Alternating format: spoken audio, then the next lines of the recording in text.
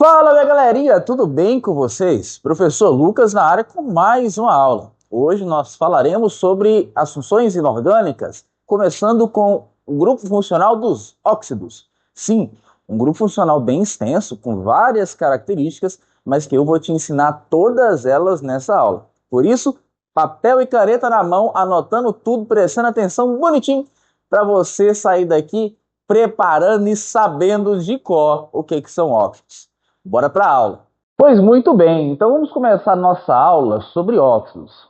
O nome óxidos já dá a entender que tem alguma coisa a ver com um elemento químico específico da tabela periódica. Fala para mim qual elemento químico é esse? Hidrogênio? Não. Chuta mais um. Carbono? Rapaz, não é esse não. Oxigênio? Muito bem, acertou. É isso mesmo, oxigênio. Pessoal, óxidos são aí grupos funcionais onde o elemento principal é o oxigênio. E esse oxigênio ele vai estar ligado a outro elemento químico, podendo ser ametal ou metal.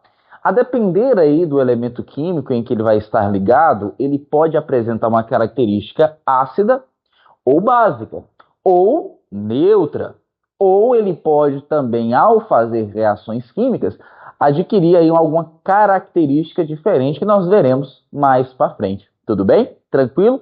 Vamos começar então falando sobre o primeiro grupo, que são os óxidos ácidos.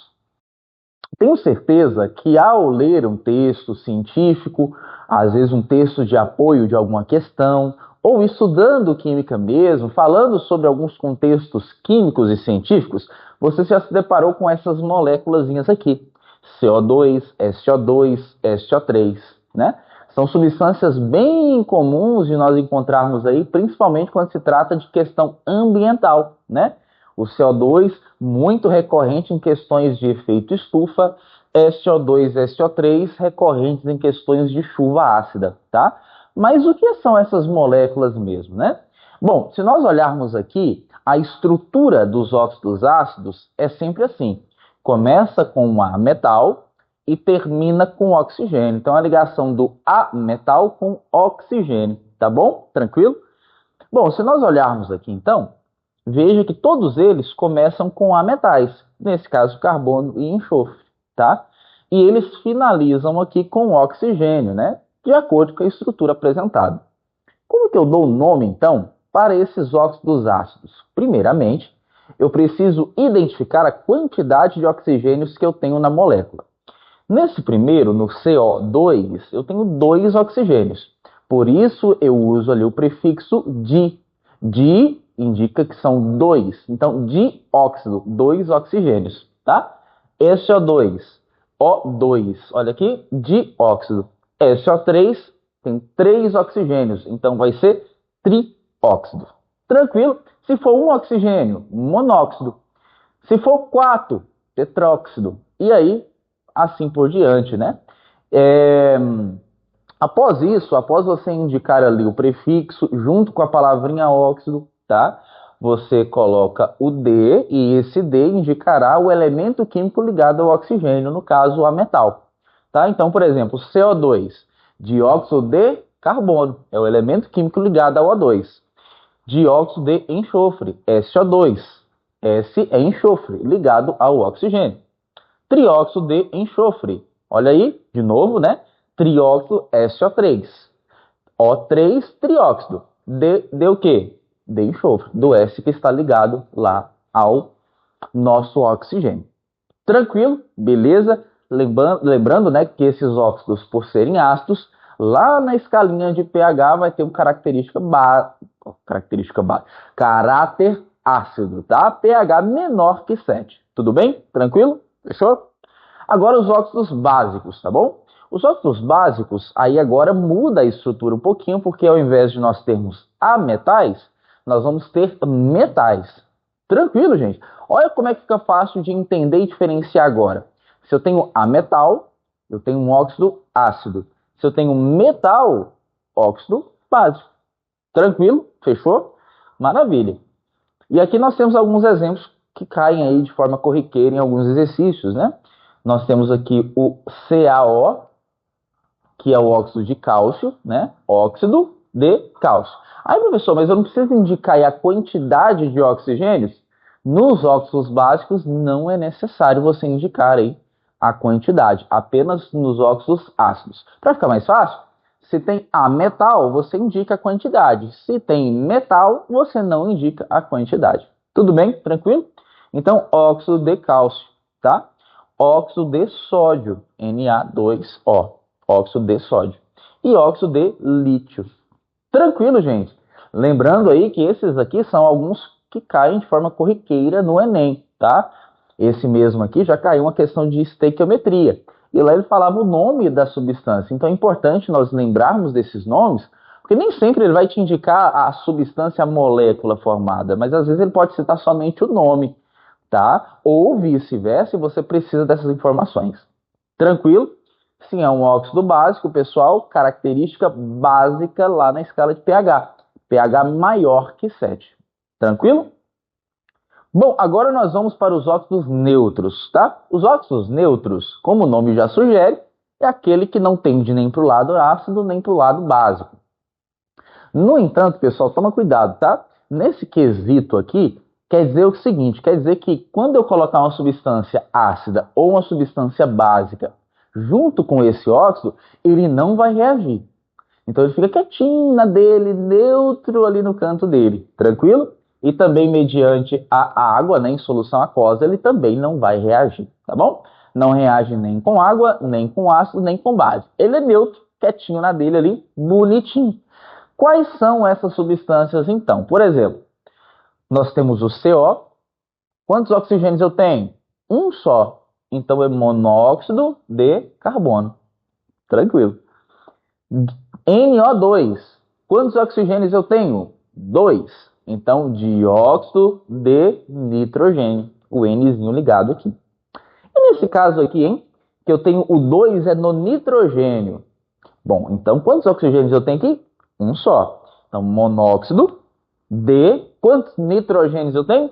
2. Então, dinitrogênio. Di indicando que são 2 nitrogênios na forma. Tranquilo, gente? Cuidado, viu? Esses dois aqui, para você não confundir. Veja que o 2 muda de lugar, né? Toma muito cuidado com isso aí.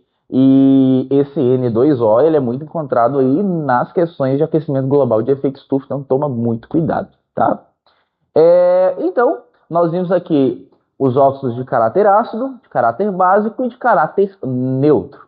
Tranquilo, gente? Alguma dúvida? Espero que vocês tenham compreendido bem. Mas se tem alguma dúvida, vai nos comentários aí, já escreve sua dúvida para você já tirar essa dúvida comigo, já vou te responder aí também, tá bom? Mas vamos lá que a aula não acabou. Passando agora para outros dois grupos muito importantes, nós temos os óxidos anfóteros e os óxidos que nós conhecemos como peróxidos, né? Os peróxidos, pessoal, quem vai prestar aí o vestibular da UFO, foi muito recorrente aí na última edição em 2024, tá? Então, muito cuidado, é importante lembrar do que são esses óxidos aí. Bom, começando com os óxidos anfóteros. Pessoal, anfótero quer dizer que ele tem uma bipolaridade de caráter. O que quer dizer isso? Quer dizer que ora ele vai se comportar como óxido ácido, ora ele vai se comportar como óxido básico.